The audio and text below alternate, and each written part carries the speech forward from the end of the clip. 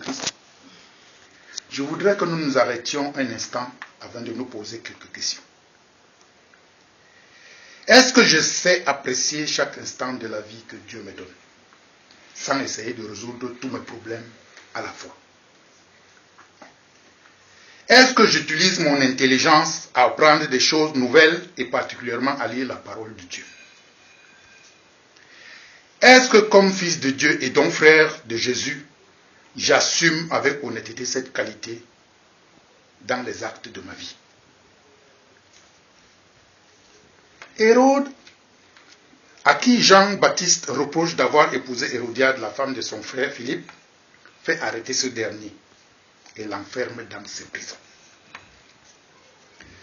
Hérodiade, depuis cette époque-là, couvre une haine féroce contre Jean-Baptiste et aimerait bien le faire mourir.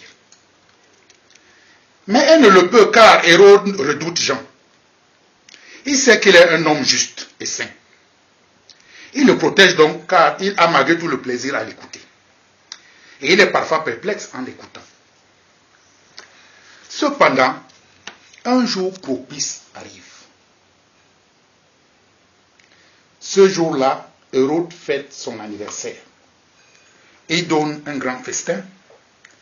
Ils sont invités, la Bible nous le dit, tout le gratin de son époque. Tous les grands dignitaires sont là, les militaires et les hautes personnalités. Aujourd'hui, cela ressemblerait sûrement à la garden party de l'Élysée, telle qu'elle se déroulait par le passé. À cette fête somptueuse, en cette journée propice, une étonnante jeune fille, la propre fille d'Hérodiade, entre dans la salle de banquet pour les divertir.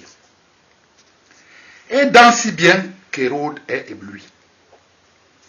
Il fait alors ce que l'on fait généralement quand on est guidé par autre chose que la raison.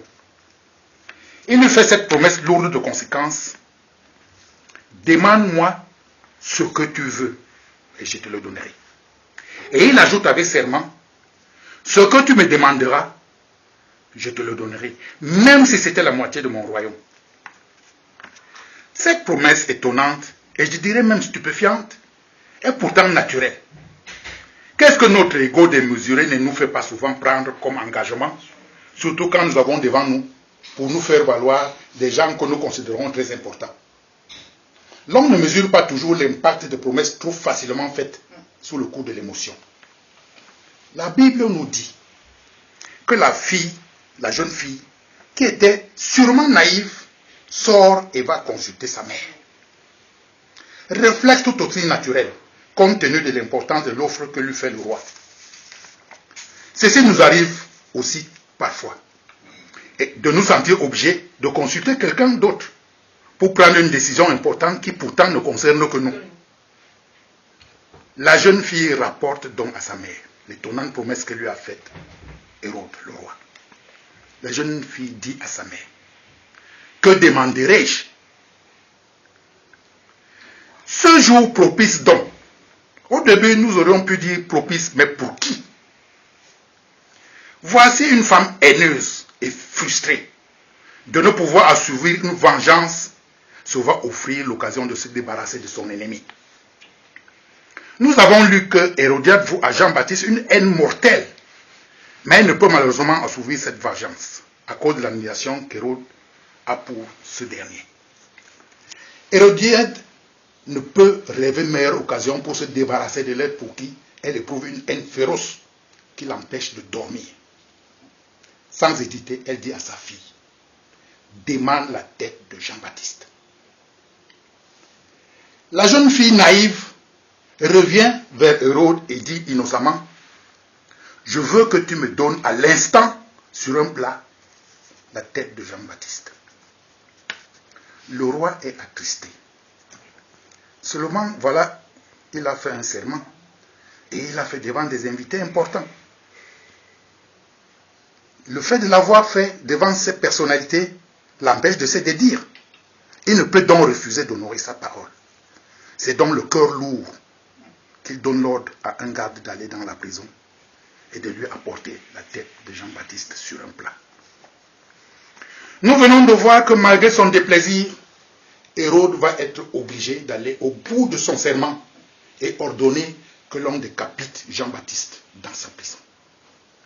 Le garde va donc dans la prison et décapite Jean-Baptiste avant d'apporter sa tête à Hérode, lequel Hérode la remet à la jeune fille qui se dépêche de la rapporter à sa mère Hérodiade. La question donc aujourd'hui, chrétien de l'EPC, ce n'est pas une question, c'est quelque chose que je te demande de faire. Si tu es chrétien, assume tes responsabilités. Si d'autres Hérodiades te demandent la tête de Jean-Baptiste pour assouvir d'obscures vengeances dont tu ignores tout, assume ou refuse. En tout cas, fais un choix clair. Rappelle-toi une certitude. Le monde est plein des Hérodiades qui n'attendent qu'un jour propice pour assouvir leur basse vengeance. Chrétien de l'EPC, prends garde de ne pas te retrouver dans la peau de la fille d'Hérodiade et devenir l'instrument de la vengeance de quelqu'un d'autre. Que Dieu lui-même soit témoin de sa parole. Amen.